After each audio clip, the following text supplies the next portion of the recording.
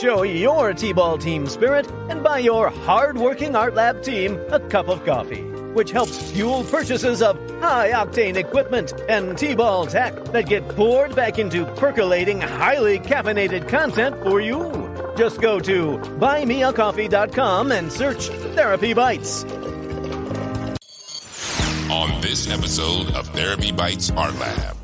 Hey T-Ballers, welcome to another great episode of Therapy Bites Art Lab. Our guest today is here to help you locate your best friend and develop a master plan to defeat your worst enemy. The good news is that both your best friend and your worst enemy are really easy to find, but the bad news is they're locked up in the same vault, and that vault is in your very own skull. Join us for a mind-expanding conversation with ICF certified, International Coaching Federation certified, Shanghai-based master coach Colin C. Thompson as we tackle the saboteur in the mirror, the psychology of self-improvement. Next up on Therapy Bites Art Lab. Stay tuned following the interview for On the Couch and Off the Rocker, our special guest's psycho-silly analysis by Art Lab's own head cabbager, Dr. Ima Freudnacht. Welcome to Therapy Bites Art Lab, where Dr. Heath and his special guests share real-life stories of helping and healing, fresh from the actual therapy couch, while taking a bite out of common counseling missteps and misconceptions. And now, here's Heath and the TBAL team. Hey T-Ballers, welcome to another episode of Therapy Bites Art Lab with Colin C. Thompson. On today's episode, the saboteur in the mirror, the psychology of self-improvement. Today, we're going to talk about the art of self-awareness and intelligent use of intelligence. Imagine that intelligence can be used negatively. The power of programming your brain for success, overcoming hurdles of self-sabotage, building powerful habits for a positive mindset, and Colin's own very special, the X Factor in performance improvement. Colin C. Thompson is the founder of his own company in Shanghai. It's a company focused on business consulting, coaching, and training. Colin has been consulting and coaching since 2016. He holds a certification from the International Coaching Federation. As a result of his coaching services, individuals, teams, and organizations have developed and enhanced their work and leadership skills essential for success both in personal and professional environments. We look forward to our episode today with Colin. And Colin, welcome to the show. Stay in the stands at the end of the interview, T-Ballers, and witness our special guest slug a bite-sized brain ball with your name all over it, clean out of the art lab. Tell us your story. What in the world are you doing in China, the COVID capital of the world, coaching on self-improvement and motivation? So I'm trying to make sure that my mind is serving me. I often ask people, is your mind your best friend or is your mind your worst enemy? Now, as you mentioned, we are now in the official COVID capital of the world. So I've been taking a lot of mental fitness reps in my mental gym and a lot of mental fitness focus to maintain not just mine, but the communities here are positive mindset. I love that. Mental reps in your mental gym. I find that folks leave off one or the other. They either spend a lot of time with the physical fitness. Sometimes they spend work on mental fitness and not physical fitness. But I've always thought that they both go together. You really can't have one without the other. Yeah, and you hit the nail on the head, so to speak, because so many people focus on mental fitness. For example, if I asked you or Debbie or anybody, what is physical fitness? How would you define physical fitness, Debbie? I would just define it as my body. In other words, biological, being strong, being fit, doing cardio, working out, strengthening exercises, all external, physically fit. Right. I don't think of the mental part of it when I think of physical fitness. Exactly. We said being strong, being fit, working out, having strength. It's very much like if you had to run 1 mile and you never ever trained to run 1 mile, that 1 mile Let's start with the positive side. If you're in good physical fitness, that 1 mile might not be too tough. It may take you 8 minutes, 9 minutes, but you're running, you don't have any worries, you get finished, and you're proud of yourself. If you have poor physical fitness, that same mile that you conquered in high physical fitness, in poor physical fitness, that same mile or half mile can hurt. Your legs get heavy at half mile, your chest starts breathing heavy, and perhaps to finish that mile when you're in poor physical fitness, you have to walk, right? It's the same thing with our mental fitness. As Dr. He said, most people don't put those together. You mentioned also. And mental fitness is nothing more than our ability to maintain a positive mindset while going through this wonderful, crazy, happy, interesting thing called life. And just as you build up your physical fitness by going to the gym, you build up your mental fitness over time also by building up your muscles in your mental fitness. Excuse me. You know, Colin, I want to point out there something that you said that really just dawned on me. I'm already having a new revelation this morning based on a conversation. I used to compete in bodybuilding contests and strongman contests, but strongman contests are a bit of a different kind of animal than just going in the gym. If you go in the gym, everything in the gym is literally made for easy lifting. Things have handles on it. You know exactly where to put your hands. There's these things called knurlings, which is the imprint on the bar to help you get a better grip. Everything is kind of engineered to facilitate ease of lifting heavy stuff. Now, let's contrast that with a strongman contest where nothing is engineered for easy lifting. It doesn't have handles on it. It may have no handles at all. There's a big thing called a hustleful stone, which looks like a big tombstone. There's the Atlas. I think it weighs 270 pounds. There's Atlas stones, 5 of those, and they weigh different things, and it's just a big round stone. My point is the strongman contest is more like life. In life, things aren't really made for easy lifting, but I love what you said there because if I'm understanding correctly, the more you focus on mental fitness, you can lift heavier things in life, and you can lift things in life that are just difficult to lift. They're not made for easy lifting, but you can lift it anyway because you've worked on this mental fitness. I found that people expect even heavy things in life to be easy to lift. And when they're not easy to lift, it just kind of throws them out of whack. You know, they don't know what to do with it. They catastrophize it, and they I don't know. I think you're right. I think that we have to move into life with intention to be able to lift things that are heavy. And how do you teach people to do that? Yeah, well, the first part is going back to what you mentioned. You talked about going to the gym and how the weights there are made for easy lifting, and then the strongman contest, how they're not. Well, I guarantee you, I assume, before you really were able to go into the strongman contest, you first started in the gym learning how to lift, learning how to get stronger. And once you had a higher level of strength, you were then ready for the strongman contest. It's right. The exact same mental fitness. And the beautiful thing about improving and building your mental fitness, the gym is everywhere. From the moment you wake up in the morning and open your eyes, you're in, right? You're in. True. So, yeah. It's a universal gym. Right. Yeah. It's a universal gym. And some things have the knurlings on them, some things don't, right? But as you mentioned, the main thing is knowing you're there and using things you experience to really start building up your mental fitness. So if we establish that to build your mental fitness up, it takes doing these small reps over time. For example, when you go to the gym the first day, you may not be able to curl 25 pounds. Maybe it's only 5 pounds, which is great. You have a baseline. Mental fitness is the same thing. So we have these things called pet peeves. And, you know, I think my wife has a whole collection of those. Pet peeves, this is the best way to start. So I made the mistake years ago of trying to handle something that was too heavy for me to really maintain a positive mindset. And I had to give up on that and start with a lighter rep. And I'll tell you what I did. I'm not sure if you guys have kids, but years ago, my son was 2 years old. And I don't know what happens when a nice innocent baby turns 2, they change. Every night, every single night, my son and I would go to war for 90 minutes. We call this his nightly go-to-bed routine.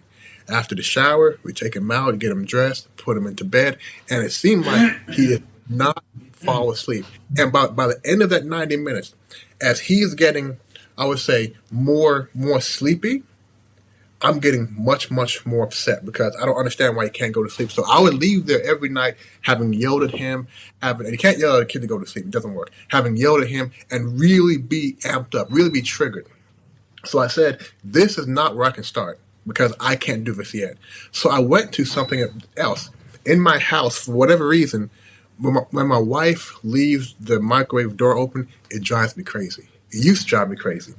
Because the light comes on, and I say, why can't she just close the door? So that's awful. Why would anyone do that?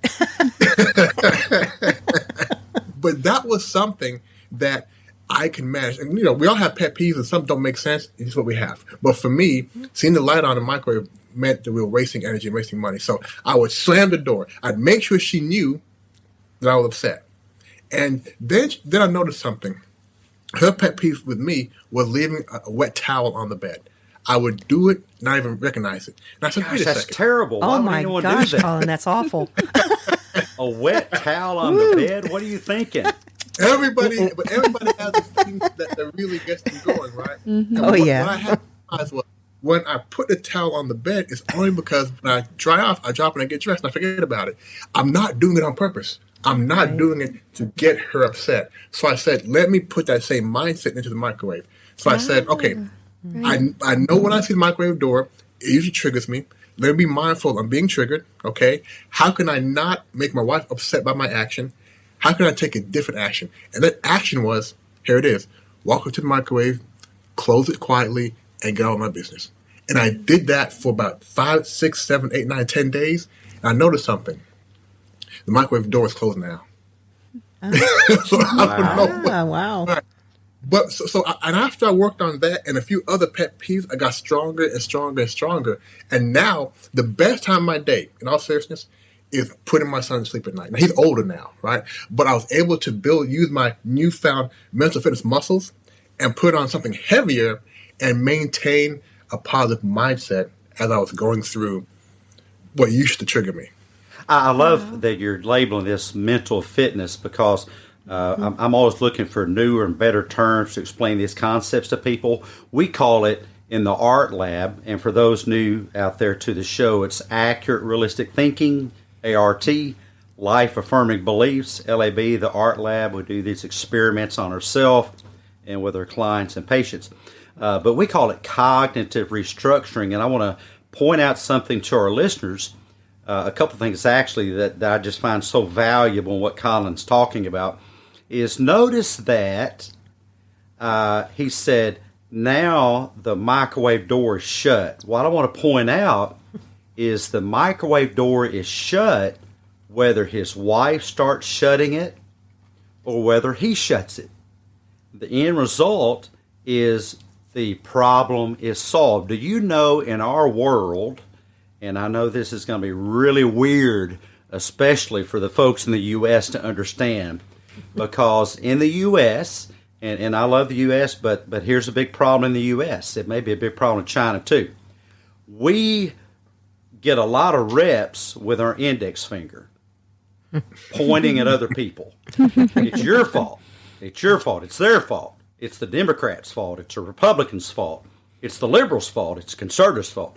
The main body part we do the most repetitions with is our index finger pointing out the blame on other people. But there are some cultures that they don't do that they just solve the freaking problem. And if there's something that I would recommend that people practice in this new year 2023 is just experiment, folks. Just experiment with not pointing a finger at somebody and just focus on solving the problem. Focus on the solution for the problem. And you'll be amazed at how that changes your life. The microwave door gets shut no matter who does it. The clothes get picked up no matter who does it. The wet towel gets picked up no matter who does it. Now, the other thing that Colin said I want to point out is what I call the leg lamp effect. Those of you that are familiar with the Christmas Story, and the old man, as he's called in the show, says to his wife, "You used up all the tape on purpose." And that's called mind reading and catastrophizing, which I'm an expert at that. Not really. No one's expert at that. But when you tell yourself that someone does it on purpose, that you mind read as if you have some type of psychic ability, that they intended to do this to make life harder on you, neurologically understand what you're doing. Now, you're free to do this. You're welcome to do this. I'm a big free will guy. I'm just saying you don't have to. You're actually telling your brain that the open microwave is a threat to you in some way. I don't know, maybe the rays are going to get out and give you brain cancer or something, that if the door's not closed. But you're telling yourself that this is a threat to you. I had a social media debate just last night where a post I made, a person came on and said, "Your post made me anxious." Now think about that for a second, or two or three.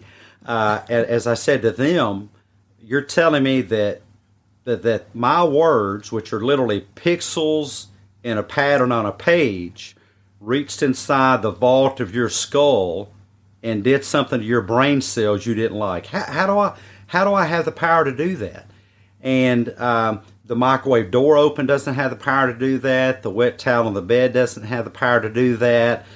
For me, some of you know me, somebody not washing their hands or crawling around in the floor with their hands, and I have all kinds of catastrophizing thoughts about that, doesn't have the power to do that. I'm doing that to myself, and I think this is what Colin's going to share with us today about mental fitness and mindset. Does some of those fit in, Colin, with what you're teaching people, what we call... Yeah, so Dr. Hughes, actually, absolutely. And I want to start out with all of those things that you mentioned don't have the power to hijack your brain. They do. And that's a challenge. But if we build up a mental fitness, they no longer have that power. You'd be surprised how some little minute things can really trigger us. So the goal here is to take the power away. And I want to talk about something you mentioned, the finger pointing. And one of the first steps in trying to improve your mental fitness is to really understand what's pulling you down, or what's I want to say tripping you. And we have a number of saboteurs, which we'll get into. But the master saboteur, the king saboteur that really gives us our negative emotions, a lot of our negative emotions, is judgment. And typically, the first person we judge is ourselves, saying, "You're not fast enough, you're not smart enough, you made another mistake again, you dummy. How can you do this? Don't try to do that, you'll fail." It's typically we judge in three areas. Judging ourselves first. And typically, if we judge ourselves a lot, it means we also judge other people. That's the second area, judging ourselves and judging other people. Or this person doesn't know what they're doing. Why did they make that mistake again? They're silly, they're stupid, they're too big, they're too small. Judging ourselves, judging other people. And then, as you touched on this one, the third one, judging the environment. Oh, the Democrats get in office, the country's done. The Republicans get in office, the country's done. Right? Yeah. Mm-hmm. Right? Judging the environment. So judging ourselves, judging other people, and the environment. All we have to do is we have to have with ourselves honest discernment. Okay? You made a mistake. Learn from it. Move on. No judgment. Other people, we have no idea what's going on in their lives, making them act this way. So we have to try not to have judgment for them, but have empathy for them, because we don't know what's going on. And the environment, we have to say, what? I can't control the environment, so I need to not let the environment control me. So the first thing to do is understand how your judge is really trying to manipulate you and lead you down that negative emotion, negative mindset path. And by the way, I often wonder, you're talking about if the Democrats get in office, the country be ruined. If the Republicans get in office, the country be ruined. I've decided that we need a new political party. And I'm hoping that somebody listening will start this. It's called the Fifth Grader Party, because I want to vote for a fifth grader. I think that the fifth graders would do a much better job than either the Republicans or the Democrats. You've heard, are you smarter than a fifth grader? Yes. Evidently, neither the Republicans nor the Democrats are smarter than a fifth grader. I don't know about you, but I'm going to write in my favorite fifth grader for office next election term.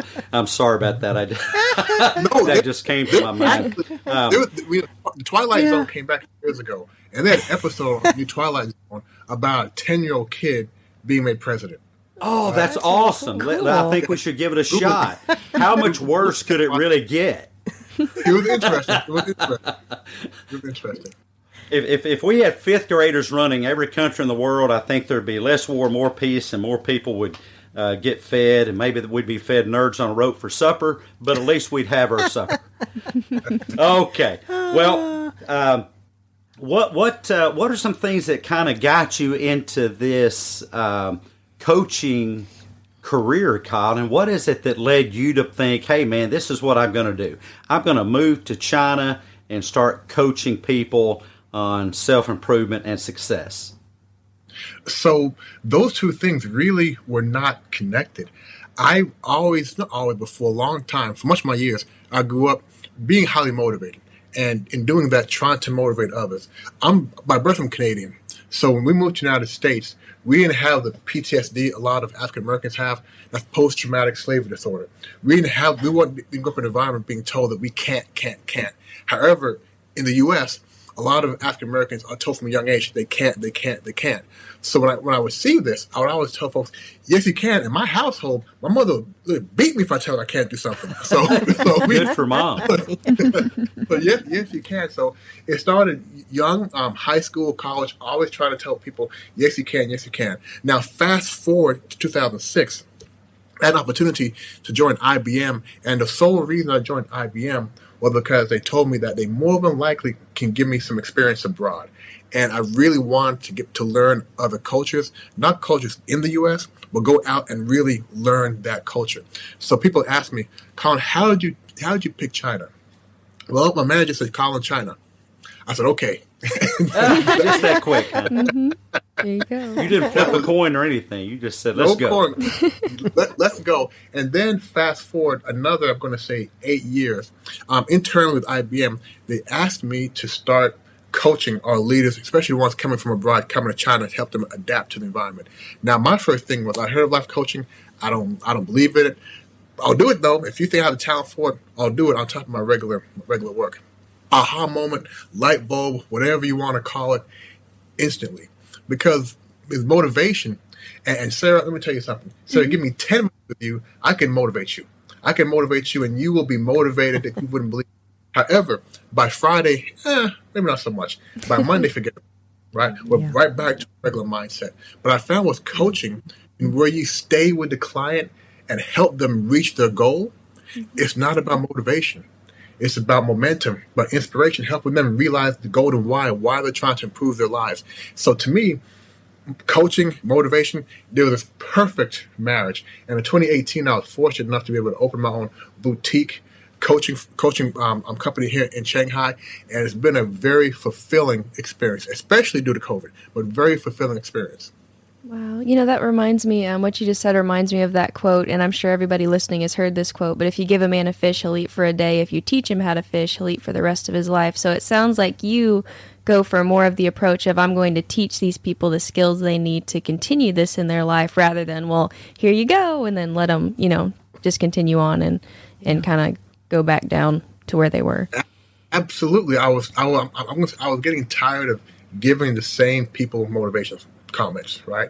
I said, golly, man, when are you going to be able to inspire yourself to reach a better height? So I found coaching really does do that. And that's one thing that I find is a problem in our field of psychology and psychotherapy is we're just feeding people for that session and come back if you want to get fed, come back for the next session. And people really develop a dependency on psychotherapy. And there are people in psychoanalysis for decades. Can you imagine? Decades. Mm-hmm. And I think one of the best things that clinicians can do is work themselves out of a job. It's nice to be needed, but we're here to work ourselves out of a job. I think a great coach is there to work themselves out of a job. Do you find yourself doing that with your clients? Is it you work yourself out of a job, and sooner or later they're out there flying on their own?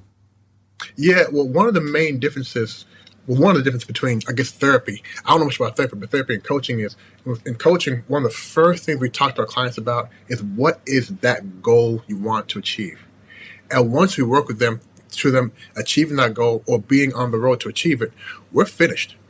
We're finished. Our contract is finished unless they want to sign up for a different goal. But we always focus on one single goal with our clients.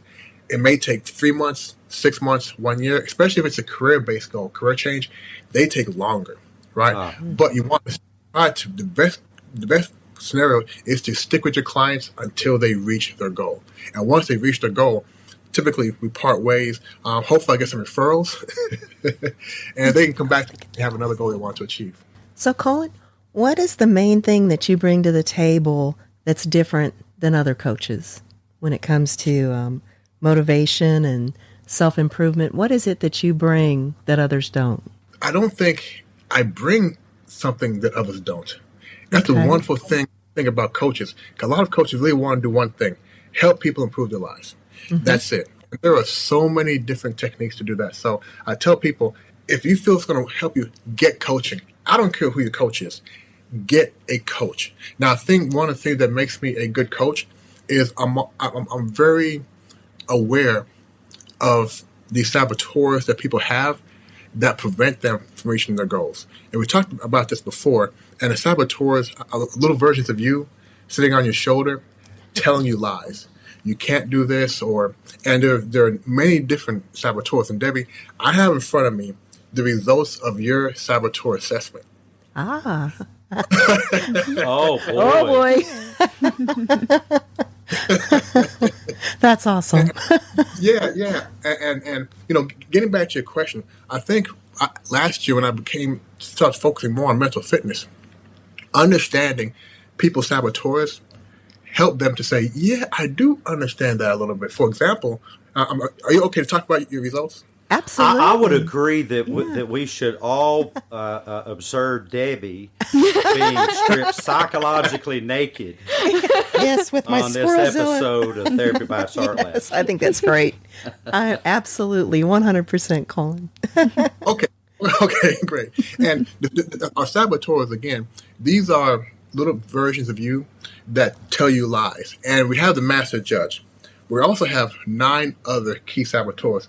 I won't go over all 9, but as far as the results, I'll talk to you about maybe a top 2 or 3. Okay. There's a saboteur called hypervigilant. And let me first say that all of these saboteurs come from a very positive place. What happens, though, is we lean too far into it. So, for example, hypervigilant, people who have the saboteur in them, again, you're not hypervigilant, you have the saboteur in you because it's separate. You have hypervigilant in you, tend to worry about bad outcomes, perhaps worrying to the point where you're frozen, a lot of anxiety. You're worried that something negative is going to happen, and you must prepare yourself for that. Did any of that resonate? Yes, all of it. It does. It does. Yeah. Absolutely. But it originates from a very positive place, really wanting to be ready in case something goes wrong. Right? So again, it starts in a positive place. So you mentioned that it does resonate. What resonates with you about the hypervigilant? If you don't mind sharing an example. No, that's true. Probably, I think some perfectionism goes along with it, wanting to get things right the first time. Like you said, just worrying about things, wanting everything to be right, not wanting anything to go wrong. Of course, my hypervigilance also goes into other things, with PTSD. So it's there with that too, but I've worked on that a lot. I've worked on that an awful lot. But I think what you said, worrying about things, getting things right the first time is a big one. How about going a little bit deeper and realizing that what's behind that is telling yourself what's going to happen if it doesn't go right. Yes. Catastrophe. What's the catastrophe that's going to happen if I don't get it right the first time? Mm-hmm. Because as I hear Debbie say that, I think, well, I kind of plan on it not being right the first time. full show notes and transcript of today's episode, go to therapybites.podbean.com. The Therapy Bites podcast is HIPAA compliant. No identifying patient information will be disclosed by Therapy Bites podcast hosts or Therapy Bites podcast guests without permission from patients or guardians. All personal stories are de-identified in order to comply with HIPAA, the NASW Code of Ethics, and the ethical principles of psychologists and Code of Conduct. Fresh from the therapy couch and from the deep dark recesses, stories may involve exploding preconceived notions and topics uncomfortable to underthinkers and small farm animals. Audience discretion and duct taping your head for safety is advised. Concrete-headed Kool-Aid drinking humans assume all risks associated with any possibility of choking to death on the accurate, realistic thoughts presented in the art lab. This is natural selection, and Therapy Bites podcast management and hosts are not responsible. Welcome to this episode from the Therapy Couch, where we share stories of hurting, helping, and healing. Real-life stories from real-life humans, hoping their messes may be a message you can use to improve your own lives and possibly maneuver around the mistakes they made. You know, folks often share lots of metaphors with me about their experience of depression, and one is, I'm drowning. They say, I feel like I'm drowning. Now listen up. This is a cognitive distortion called catastrophizing and underthinking. Many times cognitive distortions come in pairs or triplets or quadruplets. And this particular cognitive distortion of underthinking, that is ignoring important aspects of the situation, is if you've ever drowned or spoken to someone who's actually drowned, you'll know there's nothing like drowning other than actually, drowning. Folks, when you tell your brain you're drowning, your brain ruffles through the Rolodex of all your experiences and horrific Hollywood movie scenes that you've been exposed to, drawing from those and recreating that pseudo-reality in your brain. Now, this activates an alarm response within the brain that is simply out of place and is going to make matters worse, because depression is difficult, but depression is not drowning. It's best to be concrete, asking yourself, what's that metaphor there for, and considering how accurate and realistic that thought really is or is not. Depression is difficult, but you cannot drown from it. You're listening to Therapy Bites Art Lab, bite-sized therapy for your brain with Dr. Heath and the TBAL Team. The best advice on the net. No copay required. You're slipping beneath the cushions of your bobble-headed psychotherapist's couch, leaving behind empty, echoing, cushy, comforting, pseudo-psychological claptrap, moving into a deeper dimension of your own mind, where distorted thinking, hurting, hopelessness, and regret evaporate into clarity, healing, renewed hope, and newfound resilience. That's the podcast sign up ahead. Your next stop, Therapy Bites Psych Secrets. Hey T-Ballers, welcome back to another episode of Psych Secrets. We'll get right back to your episode in a moment. How to diffuse, quote, F-word Lord here, how to diffuse feeling pressured. I'm being pressured, it's too much pressure, you're pressuring me. You ever get used to using these huckleberries as sabotaging thinking, telling yourself you're being pressured? You're handing the remote control of your brain over to external people, places, and things. Someone sharing information with you is only pressure if you decide to think of it that way. You could decide to think of it just as information, or even just sound waves riding upon air set in motion. Doc Heath in Psychotherapy Duck says, quack, quack to all the thinking that things are pressuring you. Does the decibel level of your lawnmower pressure you? Does the sound of rain pressure you? Then why would sound waves of words from another's mouth pressure you? Quack, quack on that nonsense. Be careful of the way you are allowing yourself to think of those decibels as it is your own thinking adding pressure and not the presence of air coming from the lungs of another person. Back to the episode. Once again, Doc Heath rips the cushions from the couch, dishes the dirt, lets the cat out of the bag, uncorks the bottle, letting the genie escape, and blows the lid off of another of the universe's psych secrets. Live the art life. Become a TBAL Teammate Inner Circle supporter on Patreon at patreon.com/therapybites. Here's Heath and the TBAL team. And I view that as a wonderful thing because the second time around, I get it more right. And the third time around, I get it more right. Mm-hmm. And to me, life is kind of a whittling project. You don't whittle what you're whittling, whittle with a knife piece of wood. You don't whittle what you whittle. Mm-hmm. How's the best way to get through life? A whittle at a time. A whittle at a time. No. I like that. And when you're whittling, you don't carve a little doggy with one stroke of the knife. You whittle away a little at a time. Mm-hmm. And I view it as a sculpting, a whittling process. To me, there's no catastrophe. That's cool. But to Debbie, she may be saying, and Debbie, correct me, I'm not a good mind reader, that if I don't get it right the first time, somebody's going to slap me upside the head with a rubber hose or something. Right. Well, hold one moment because I want to go deeper in here. Mm-hmm. So, Deb, I'm just going to read to you hypervigilant, continuous intense anxiety about all the dangers and a strong focus on what could go wrong. Vigilance that can never rest. Now, here's how we go deeper. You mentioned getting things right the first time, or getting things right. Your second highest saboteur is what we call the stickler. That goes together, doesn't it? Yeah, and stickler, I read perfectionism and a need for order and organization taken too far.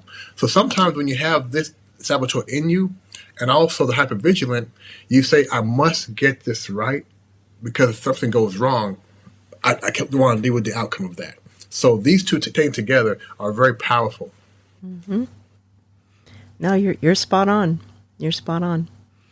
And to go deeper, it has a lot to do with consequences. Being concerned about what the consequences are going to be if I don't get it right. And I love that analogy that Doc Heath gave about whittling.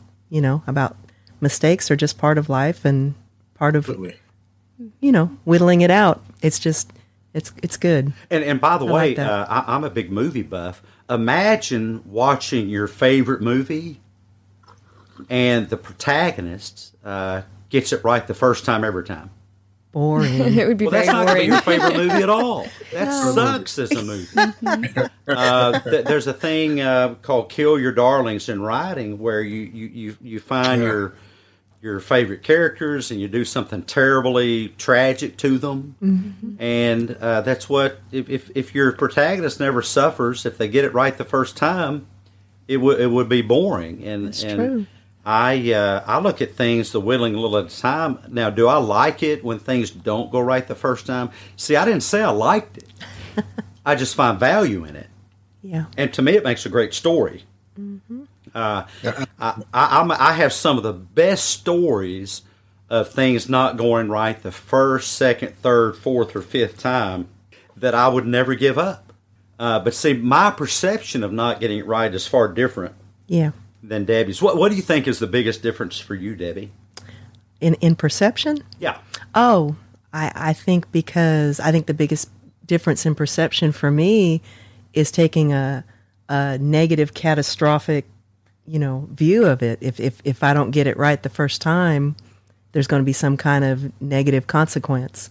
There's going to be some kind of price to pay, and I want to work on changing that. And Colin, I'm glad David said that because help us. Tell us what to do. We're just at our wits' end here. We don't know what to do. Yeah. Yeah. There we go. So I'll tell you what to do. I just want to touch on this last one. Okay. The last one that you rank kind of highest is also being a pleaser. Being a pleaser. You don't say. No, not me. Not Debbie. Nah. Dang. It tries to gain acceptance and affection by helping, pleasing, rescuing, or flattering others. However, lose the sight of own needs and may become resentful down the road. So do you resonate with anything about being a pleaser? No. Yes. Oh, yeah. Because it goes with the other two. It goes with the other two. I can see where all three of them, go together. Yeah. And they all have, all 9 have different relationships with each other.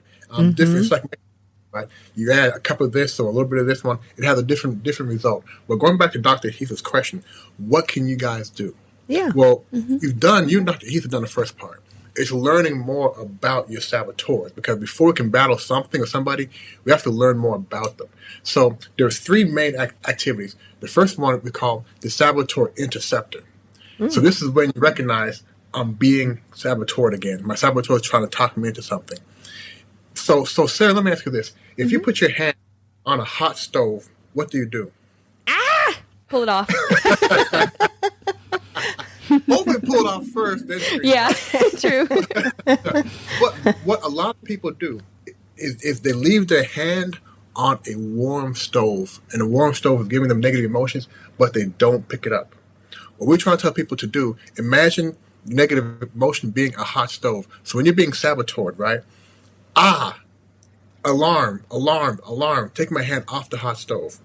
I'm being saboteured. So the first step is recognizing when you're being triggered. And I think if you use the hot stove example, because if you say you're being triggered, okay, I'm being triggered again, okay, let me take a different action. Now, taking different action is not easy until you build your mental fitness. So the first thing we say is just be aware that you're being triggered. So Debbie, what's one example of one thing that triggers you in doesn't have to be a saboteur, but what's something that triggers you, or like a pet peeve, something that okay, I'm being triggered again, I'm going down a negative slope, so to speak.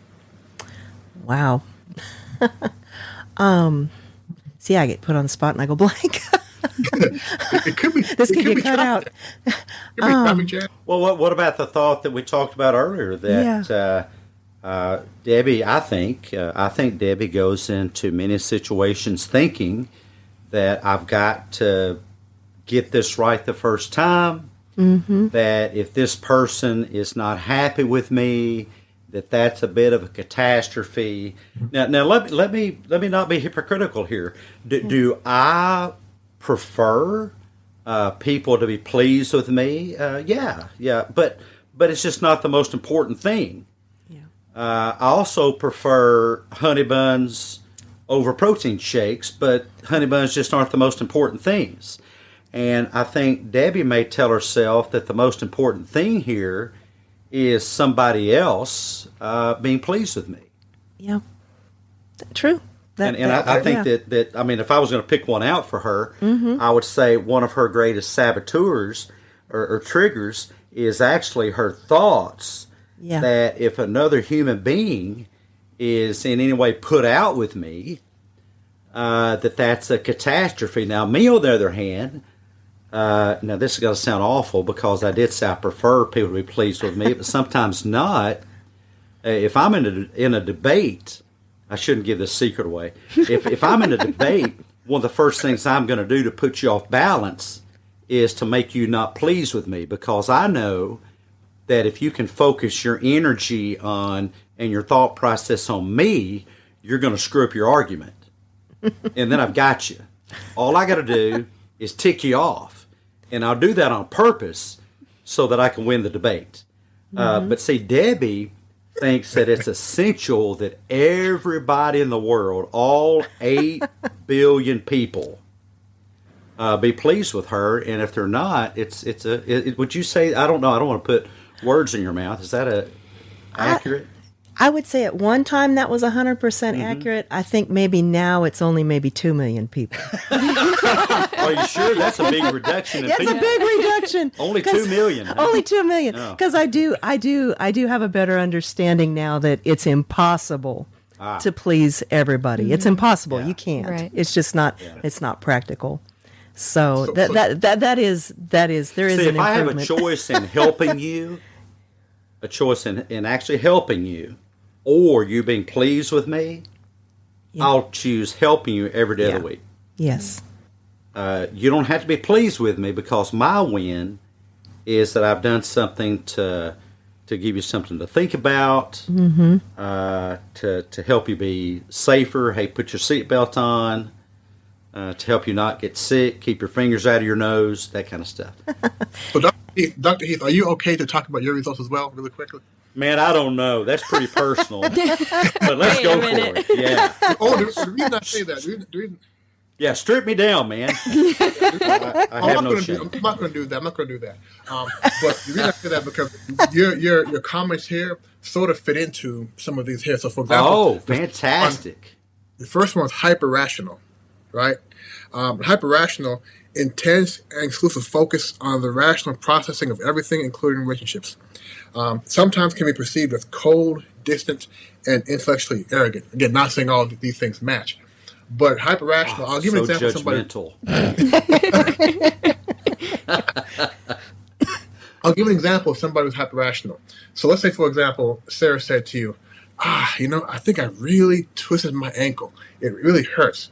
You may say, Sarah, I think you should get into your car, go to the doctor. Here's how you get there. Go down to Main Street, turn left, go one more block, and go get it checked out. That's what I recommend. Hyper-rational. But hyper-rational will never say, how do you feel? How does it hurt? Right? They're more focused on the outcome. As you mentioned before, I'd rather you be mad at me, but I fix you. Right? Yeah. So more focus on the outcome. Focus on fix the problem. Right. Happy, sad, mad, glad, man, who cares? Fix the problem. So all about the nail. Your house is burning down. Who cares how you feel? Put out the freaking fire. Yeah. Right. And David, I want to get back to you. We talked about those 3 steps, but one last thing with Dr. Heath. The second highest one is the controller. And with controller is anxiety-based need to take charge and control situations, bending people's actions to one's own will. Sometimes we listen to high anxiety and impatience when that's not possible.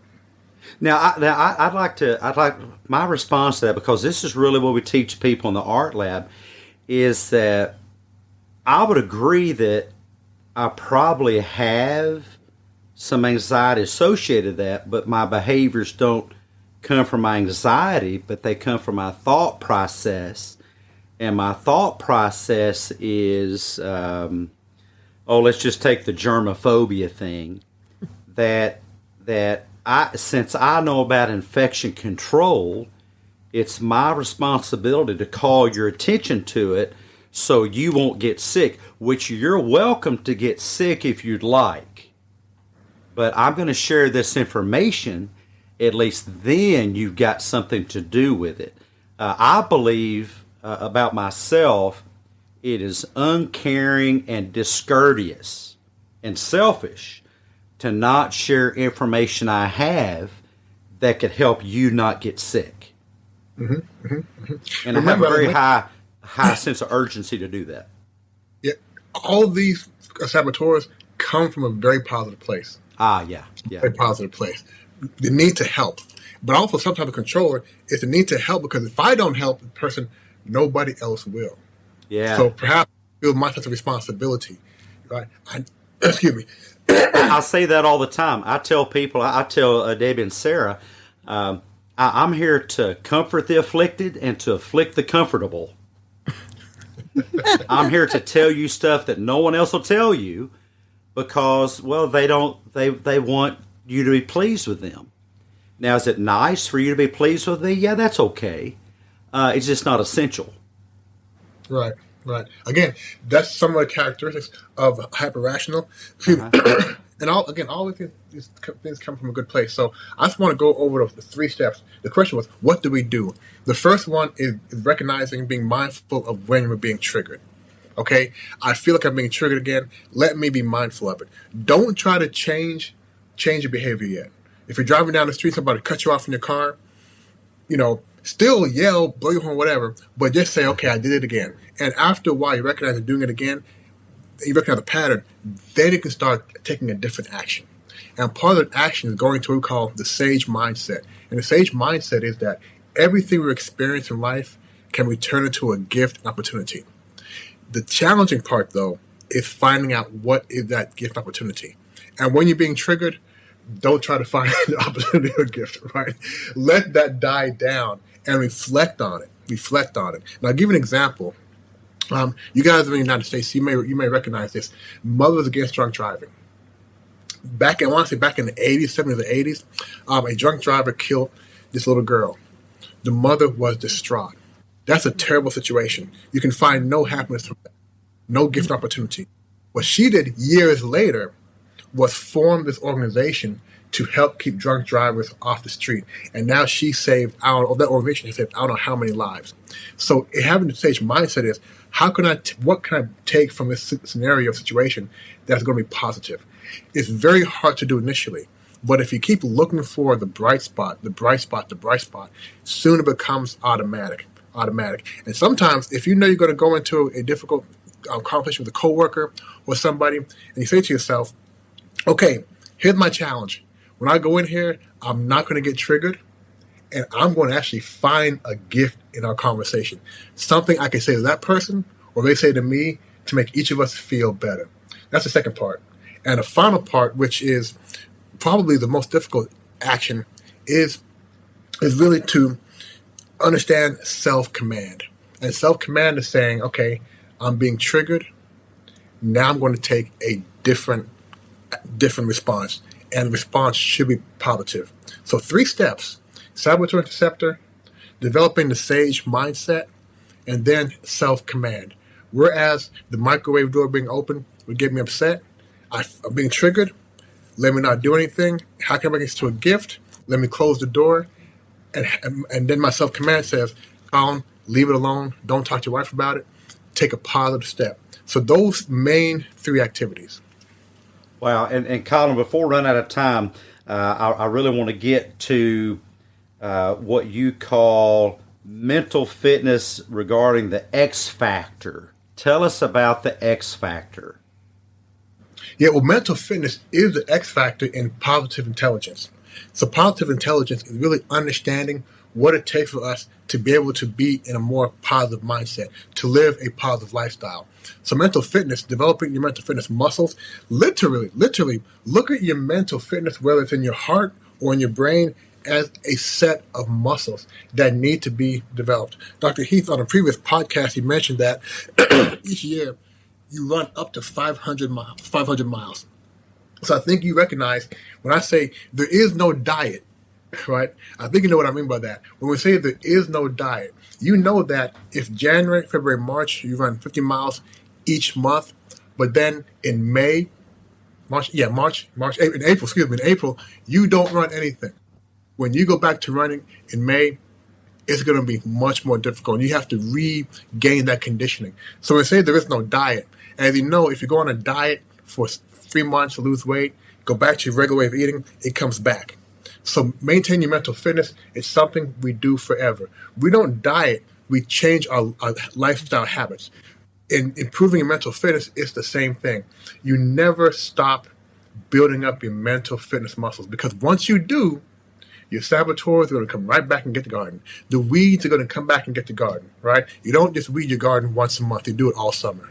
That's excellent. I love that. It really must be like weeding your garden, mowing your lawn. You really has to be a lifestyle. It's not something that you can make a New Year's resolution about in January and forget about it in February.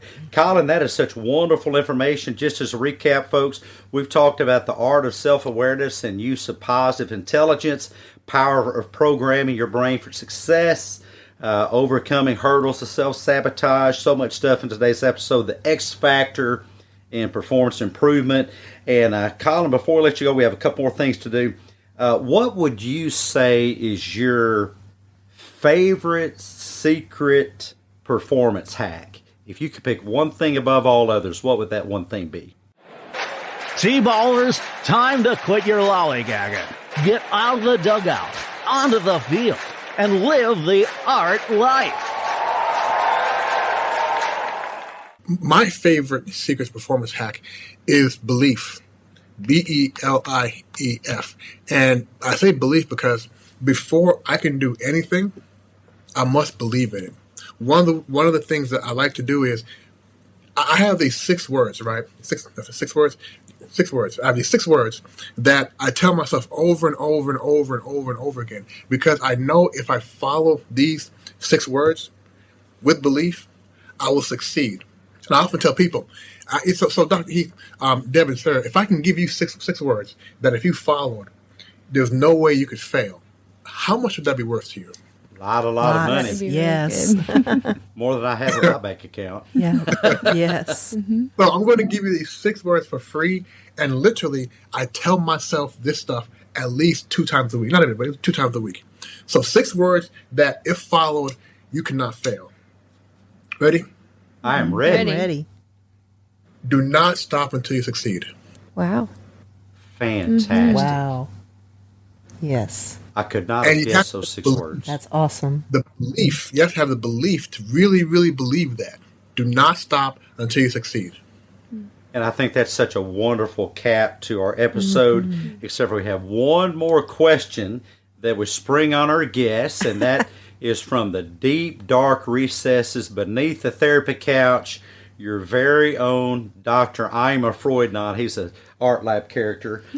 Question for this episode, curated especially for Colin, and I'm going to dig it out from beneath the therapy couch here. We journey now with Doc Heath as he submerges with our special guest into the depths beneath the dark recesses of the therapy couch. All right, Colin, here is your question for today.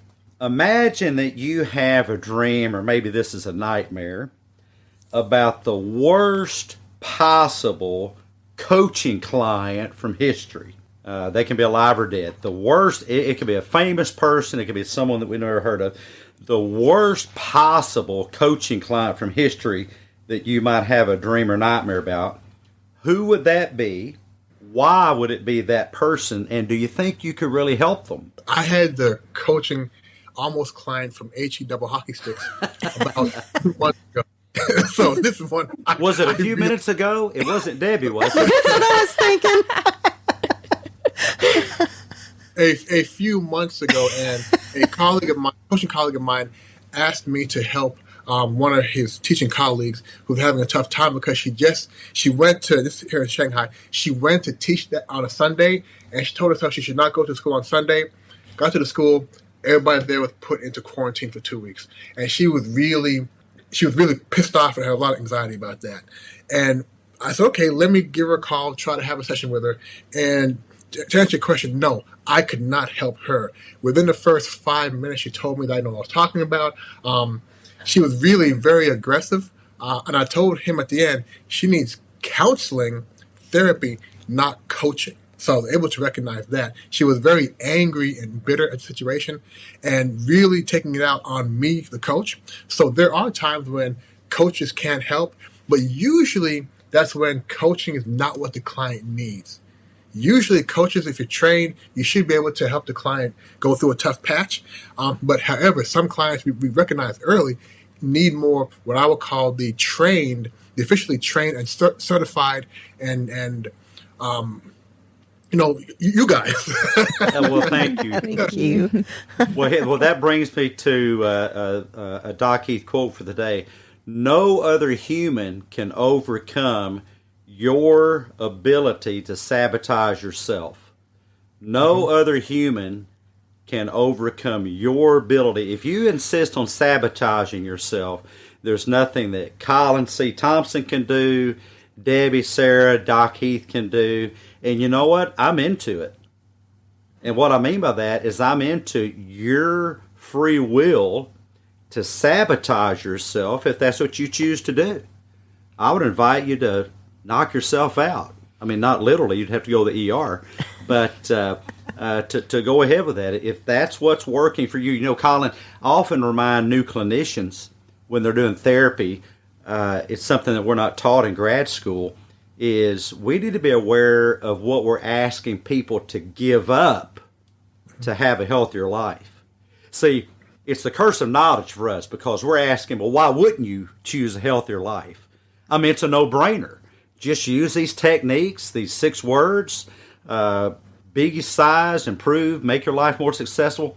But what we forget is everything we're asking that person to give up, because there's a big upside to unhealthy living.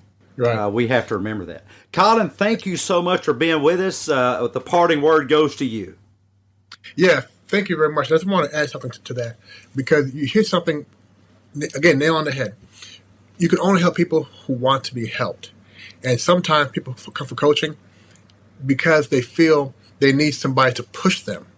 That's not what coaches do. We don't push. So I forgot the term you used, but there are some people who can't get out of their own way. And people say, well, why can't they? It doesn't matter why they can't. That's who they are. People say liars shouldn't lie. Well, liars lie. So, but my point is, you can't change somebody's behavior by saying something like that. People who complainers shouldn't complain. Yes, they should. They are in the complainers category. And also category of people who will not get out of their own way. And for those people, those are the ones that's very challenging to help. I didn't say fix, but to help, because they inherently want to get in their own way. So it's very important to recognize that early, so you can help. You can get out of their way also and leave them, or you can try to find different ways to help them. But people should really understand and take people for as they are.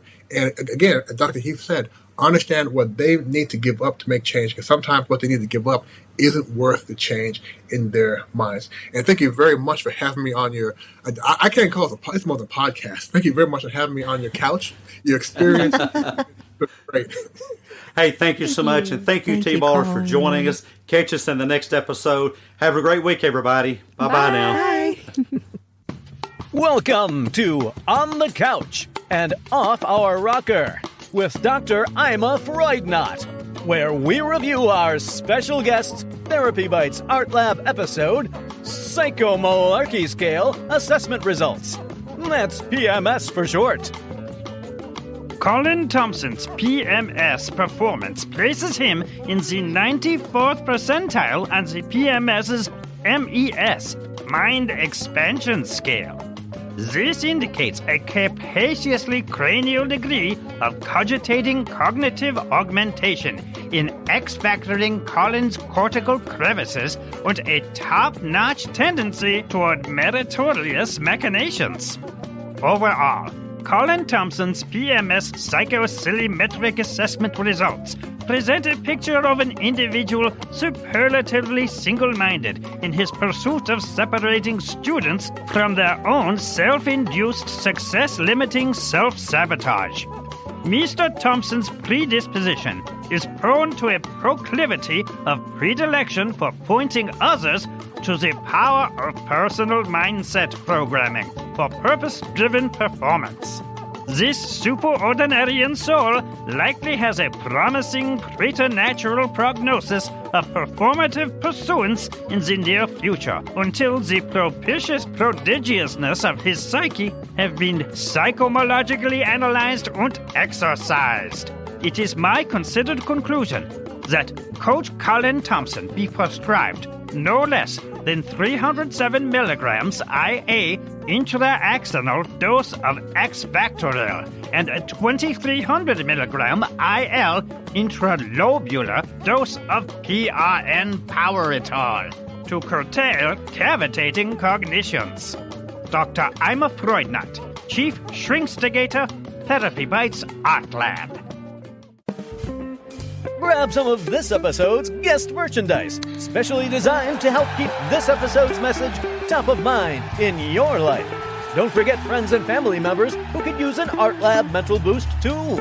Just go to therapybites.myshopify.com. Hey, T-Ballers. Thanks so much for being with us today. If we brought value to your day, show us some love by leaving your positive feedback and inviting some friends to listen in and join the T-Ball Team.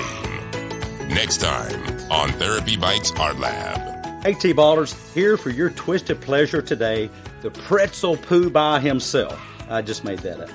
Is Yogi Aaron, who is flipping, you see what I did there, flipping the script on stretching and flexibility while teaching a new yogic approach to mastering your body and to help you live pain-free. Now, wouldn't that be something the pharmaceutical opioid industry would pay big bucks for a hit man to stop? Join us today in the Art Lab as we wiggle our way onto the pathway past chronic pain on the psychology of Yoga-ology. Coming up next. Government legal gobbledygook. Therapy Bites is not intended as a diagnostic or as an alternative to professional clinical treatment. Resources and advice are for information and entertainment purposes only. Brought to you by... Someone saying things you don't like? Tape that nagging loudmouth shut. Government-approved speech tape. Gas tape. Now available at your local hardware store. TherapyBites Art Lab is not an approved, endorsed, authorized, butt-kissing affiliate of the United States Special Offense Assessment Police. SOAP for short. Warning. Consumption of TherapyBites Art Lab content by Kool-Aid drinking, stinking, thinking, social media, pseudo-psychological pushing, wacky woke anti-free speech mumbo-jumbo advocates may cause spontaneous internal skull combustion, stomach discomfort, and or laxative effects. Allergy warning. TherapyBites is manufactured in a facility that challenges nutty distortions, processes nuggets of accurate, realistic thinking, and life-affirming beliefs. This is the audio version of the legal fine print. Why are you still listening to this when you can catch the next great episode of TherapyBites Art Lab with a good friend or family member? Really? Are you still there? This is getting silly. Move on to the next psychologically thrilling episode of the best advice on the net. No copay required. Me eat copay. Yeah, with Dr. Heath and the TBAL team. Go ahead, don't be podgorophobic. Scoot, scoot, scoot. On to the next episode.